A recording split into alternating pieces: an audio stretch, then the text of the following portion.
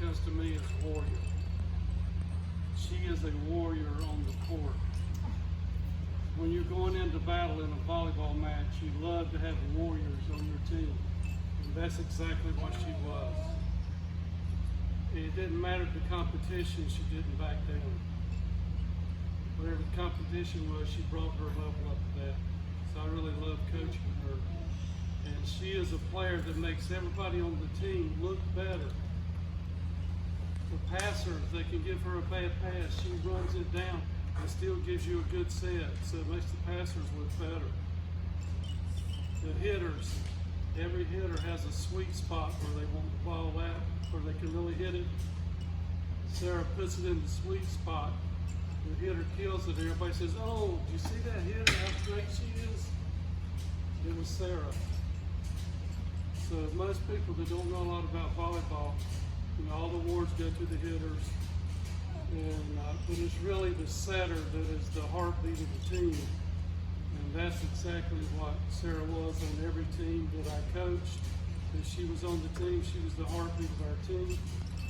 And even teams I watched that I didn't coach, she was the heartbeat of the team. I mean, she controlled everything. That's what a setter does. And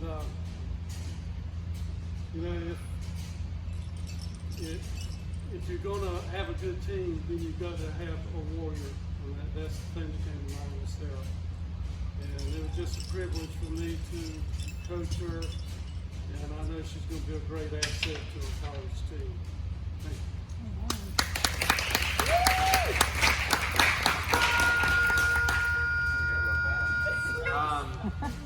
I got to coach Sarah for 2 years in college, at high school, and she's the type of player that a coach dreams of having. She's someone who works hard, but I got to see interesting sides of her because the first year I coached her, she wasn't necessarily that starter that came and was out there sometimes. She came off the bench, and I always appreciated her attitude. She was always smiling. She was always uplifting. She was always working hard in practice. And then this year came, and she was the setter, and she was the person that made that team run. She worked her butt off, just like her grandfather said. I mean, she was chasing down every ball. She was trying to get everyone to play their best every single time. And I'm excited that she chose to go and play in college, and I can't wait to see what she's able to do and what she brings to the table at the next level.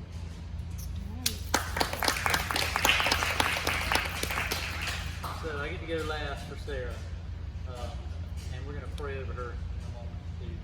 But Sarah, when I think about her, I think about she was already established at a school before she came to Freedom as probably one of the top players.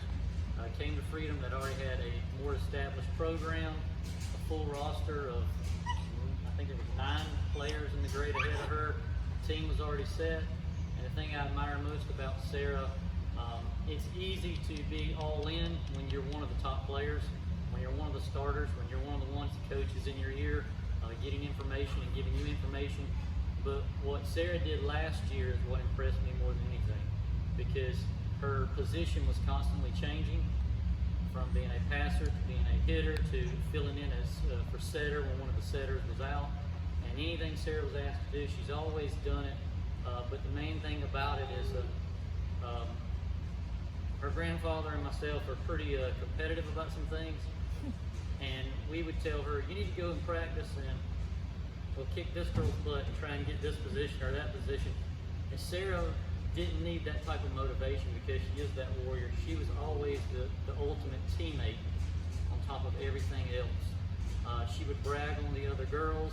She would never put anybody down, and she was willing to do whatever the coach asked, and was able to end up being a big part of the team that did win the state championship that year, and then was able to step into the role as more of a captain and a leader this past year. And that's a special person that can do that and not attack other players, but still hold their confidence and continue to compete. And so I admire her for that. And so I know she's going to do well because she definitely has the ability to fit in any program and do anything a coach asks, whether it's passing, setting, whatever it is, she's going to do it. So we're proud of her. We're proud of everything she's done at the school, and even playing through sickness this year, continuing to compete. Nobody even knew she was battling anything. And now she's back ready to go at it 100%. So we're just excited for what we're going to see happen. And I know her mom and dad are excited and happy to see her continue to play the sport that she loves. So we're going to pray for Sarah.